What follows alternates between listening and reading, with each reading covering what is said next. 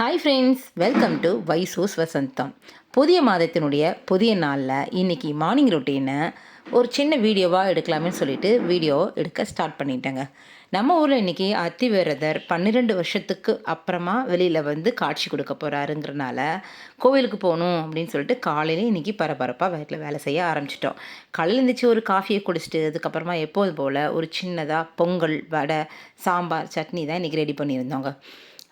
வெளியில் போகிறோம் அப்படின்னு சொன்னாலே டக்குன்னு அதுக்குண்டான வேலையை நம்ம செய்ய ஆரம்பிச்சிடுறோம். ஆக்சுவலாக என்ன செய்கிறோங்கிறத பிளான் பண்ணி முடிச்சிட்டோம் அப்படின்னா டக்குன்னு நமக்கு வேலை ஆகிடுதுங்க. என்ன செய்யணும்னு யோசித்து தான் மண்டை காயுதே தவிர என்ன செய்யலாம் அப்படின்னு சொல்லிட்டு ஒரு சின்னதாக பிளான் ரெடி பண்ணிட்டோன்னு வச்சுக்கோங்களேன், அந்த நாளில் எவ்வளோ சீக்கிரமாக எவ்வளோ பெரிய வேலைனாலும் செஞ்சு முடிச்சிடலாம். அப்படி தான் இன்றைக்கி காலைல எந்திரிச்ச உடனேயுமே நான் வந்து உளுந்த ஊற வச்சுட்டு காஃபியை குடிச்சிட்டு அதுக்கப்புறமா பொங்கலும் சாம்பாரும் செய்கிறதுக்கு வேலையை செய்ய ஆரம்பிச்சிட்டேன். நம்ம எப்போவுமே வடை செய்யும்போது பார்த்திங்கன்னா நம்ம ஒரு 2 ஐஸ் கட்டியை போட்டு நல்லா மாவை அரைச்சிக்கிட்டு அதுக்கப்புறமா அந்த மாவை எடுக்கும்போது அப்படி தண்ணியில் போட்டால் மிதக்கிற அளவுக்கு திக்காக அரைச்சிக்கணும்.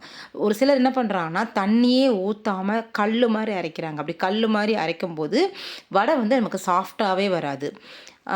அதனால் என்ன பண்ணுறீங்கன்னா கொஞ்சம் தண்ணி தெளித்து நல்லா அரைச்சிட்டு அதுக்கப்புறமா தேவையான அளவுக்கு 1 ஸ்பூனோ 2 ஸ்பூனோ நமக்கு அந்த மாவுக்கு தகுந்த மாதிரி அரிசி மாவை கலந்துக்கிட்டு அதுக்கப்புறம் என்ன நீங்கள் சேர்க்குறீங்களோ எல்லாத்தையுமே சேர்த்துட்டு எண்ணெயில் அப்படி தொட்டு போட்டிங்கன்னா நல்லா பஞ்சுன்னு புசுன்னு வெளியில் மொறுன்னு உள்ளே வந்து சாஃப்டாக சூப்பராக இருக்கும்.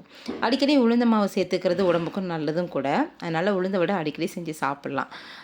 வெளியில் போய் வாங்கி சாப்பிடும்போது மைதாலாம் கலந்துருப்பாங்க. அதுக்கு இந்த மாதிரி வீட்டிலேயே செஞ்சு சாப்பிட்டோம்னா டேஸ்ட்டாகவும் இருக்கும்.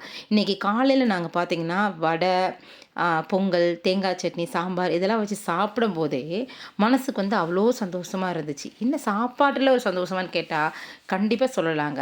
நமக்கு பிடிச்ச மாதிரி விஷயங்களை அடிக்கடி நம்ம சாப்பிடும்போது கண்டிப்பாக மனசு சந்தோஷமாக இருக்குங்கிறத ஒவ்வொரு நாளும் உணர்ந்துக்கிட்டே இருக்க முடியுது. அதோடு பார்த்திங்கன்னா மார்ச் 1லேருந்து மார்ச் 10 வரைக்கும் அத்திவரதர் காட்சி கொடுக்குறாரு கும்பகோணத்தில். வாய்ப்பு இருக்கிறவங்க கண்டிப்பாக ஒரு தடவை வந்து சாமியை தரிசனம் பண்ணிட்டு போங்க. நாங்கள் கோவிலுக்கு போகிறேன் அப்படிங்கிற சந்தோஷத்துலேயே வந்து நான் இன்றைக்கி வந்து பரபரப்பாக வேலை செய்ய ஆரம்பிச்சிட்டேன்.